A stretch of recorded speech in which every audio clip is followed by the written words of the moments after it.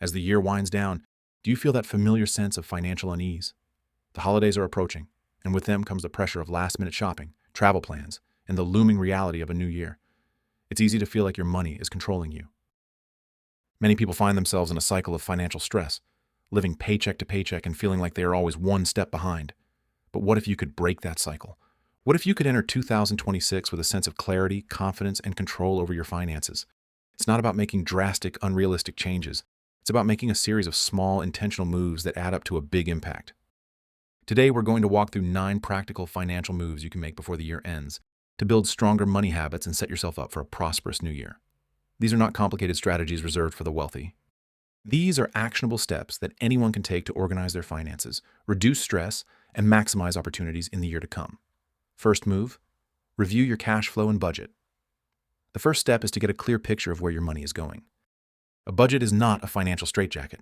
It's a tool for empowerment. Start by looking at your bank and credit card statements for the past 3 months. Categorize your spending into fixed expenses, like rent or mortgage payments, and variable expenses, like groceries and entertainment. Understanding your spending habits is the foundation of financial success. You can't improve what you do not measure. Compare your actual spending to what you thought you were spending. The results might surprise you. A study by C&R Research found that the average consumer spends around $219 per month on subscriptions, but they estimate they only spend $86. That is a difference of over $1,500 a year. Think about what you could do with an extra $1,500. Once you have a clear picture of your spending, you can create a realistic budget for the new year. If you find you are overspending in certain areas, create a plan to cut back.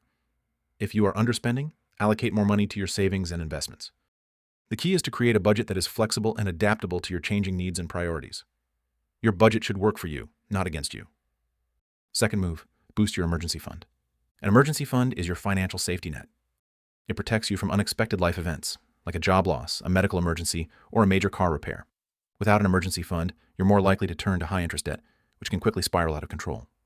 Financial experts generally recommend having at least 3 to 6 months' worth of living expenses saved in an easily accessible, high-yield savings account. If you are self-employed or have an unpredictable income, you may want to aim for a larger emergency fund. If you lost your job tomorrow, how long could you cover your bills without going into debt? If the answer is less than 3 months, you need to prioritize building your emergency fund. Even small, consistent contributions can make a big difference over time. Set up automatic transfers from your checking account to your savings account each payday. Even $50 a month is a great start. Over a year, that's $600. The goal is to make saving for emergencies a habit, so you are prepared for whatever life throws your way. An emergency fund gives you peace of mind and financial stability. It's the foundation of a secure financial future. Third move, optimize your big expenses. Once you have a handle on your day-to-day spending, it's time to look at your bigger expenses. This includes subscriptions, insurance, and loan payments. Subscription creep is a real phenomenon. Take some time to review all of your recurring subscriptions and cancel any that you no longer use or value. That gym membership you have not used in 6 months? Cancel it. That streaming service you signed up for to watch one show? Cancel it. Next, review your insurance policies. This includes your health, auto, and homeowners or renters insurance. Are you getting the best rates? It's worth shopping around and getting quotes from different providers. You might be able to save hundreds of dollars a year. If you have met your health insurance deductible for the year, now is the time to schedule any outstanding medical appointments. Your deductible will reset on January 1st. Finally, if you have any large loans, like a mortgage or a car loan, check to see if you can get a lower interest rate by refinancing. With the Federal Reserve recently cutting rates, you may be able to save significant money over the life of your loan. Even a small reduction in your interest rate can translate to thousands of dollars in savings over time. Fourth move, max out your tax-advantaged accounts. Tax-advantaged accounts like 401ks, IRAs, and HSAs are powerful tools for building wealth. Contributions to these accounts are often tax-deductible, which means they can lower your taxable income and reduce your tax bill. For 2025, the contribution limit for a 401k is $23,500, with an additional $7,500 catch-up contribution for those age 50 and over. If you are between the ages of 60 and 63, you may be eligible for an even higher catch-up of $11,250. For IRAs, the limit is $7,000, with a $1,000 catch-up for those 50 and older. If your employer offers a matching contribution for your 401k, make sure you are contributing at least enough to get the full match. It's essentially free money. You have until April 15th, 2026 to make contributions for the 2025 tax year, but the sooner you contribute, the more time your money has to grow. If you have a high-deductible health plan, you may be eligible to contribute to a health savings account. Contributions to an HSA are tax-deductible, the money grows tax-free, and withdrawals for qualified medical expenses are also tax-free. For 2025, the HSA limit is $4,300 for self-only coverage and $8,550 for family coverage, with an additional $1,000 catch-up for those age 55 and older. Fifth move, harvest tax losses and rebalance your portfolio. If you have a taxable brokerage account, the end of the year is a great time to review your investments. Tax loss harvesting is a strategy where you sell investments that have lost value to offset capital gains from investments that have done well. This can help you reduce your tax bill. For example, if you sold some stocks earlier in the year and made a $5,000 profit, you would owe capital gains taxes on that amount. But if you sell investments at a $3,000 loss, your taxable gain is reduced to $2,000. But you must be aware of the wash sale rule, which prohibits you from buying a substantially identical security within 30 days before or after the sale. The end of the year is also a good time to rebalance your portfolio. This means selling some investments that have performed well and buying more of your investments that have underperformed. For example, if you started the year with 60% stocks and 40% bonds, but now your portfolio is 70% stocks and 30% bonds, you would sell some stocks and buy some bonds to get back to your target. This helps you maintain your desired asset allocation and manage risk. Rebalancing is about staying disciplined and sticking to your long-term investment strategy. It forces you to buy low and sell high.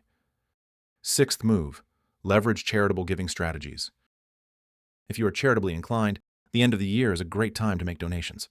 Not only can you support causes you care about, but you can also get a tax deduction. For 2025, you can deduct charitable contributions if you itemize your deductions. If you are not sure which charity you want to support, you can contribute to a donor-advised fund. You get the tax deduction in the year you contribute to the DAF, but you can decide which charities to support later. Another strategy is to donate appreciated securities like stocks or mutual funds that you have held for more than a year. You can generally deduct the full fair market value of the securities, and you avoid paying capital gains taxes on the appreciation. For example, if you bought a stock for $1,000 and it's now worth $5,000, you could donate the stock and deduct the full $5,000 without paying capital gains taxes on the $4,000 gain. Seventh move, use up your FSA funds. A flexible spending account is another valuable tax-advantaged account. You can contribute pre-tax money to an FSA to pay for qualified medical expenses. The contribution limit for 2025 is $3,300.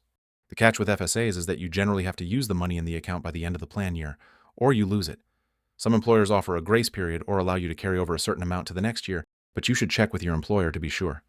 If you have money left in your FSA, now is the time to use it. You can use it for a wide range of expenses, including deductibles, co-payments, prescription drugs, and even some over-the-counter medications. You can also use it for eyeglasses, contact lenses, and dental work. Don't let that money go to waste. If you have been putting off getting new glasses or going to the dentist, now is the time. Eighth move, pay down high-interest debt. High-interest debt, like credit card debt, can be a major drag on your finances. The interest charges can be incredibly high, making it difficult to make progress on paying down the principal.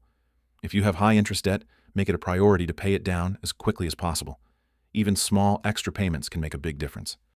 For example, if you have a $5,000 credit card balance with a 20% interest rate and you only make the minimum payment, it will take you over 10 years to pay it off, and you will pay over $4,000 in interest.